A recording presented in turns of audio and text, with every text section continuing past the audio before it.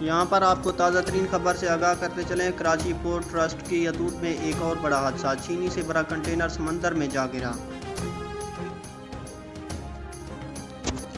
Karachi port trust کی حدود میں ایک اور بڑا حادثہ پیش آیا ہے، چینی بیگر سے بھرا کنٹینر ٹرالا سمندر میں جا گرا۔ نجی ٹی وی کے مطابق کراچی پورٹ ٹرسٹ پر 10 دن کے دوران دوسرا بڑا حادثہ پیش آ گیا۔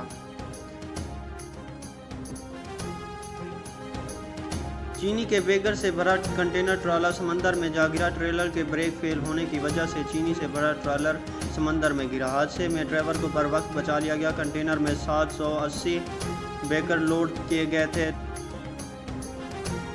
یہاں پر آپ کو بتاتے چلے، جہاز دبئی سے ٹی سی بی کے لیے 33,000 ٹن چینی لے کر 27 جولائی کو کراچی پہنچا تھا، تاہم لاک ڈاؤن کی وجہ سے مزدوروں کی تعداد کم ہونے سے جہاز سے چینی کی ان لوڈنگ مکمل نہ ہو سکی۔ کے پی ٹی ذرائع کا کہنا ہے کہ ٹریلر کو سمندر سے نکالنے کا کام آج اتوار صبح شروع کیا جائے گا۔ واضح ہے کہ عید کے دن ایک اور کارگو جہاز بھی کے پی ٹی چینل سے ساحل پر پھنس چکا ہے۔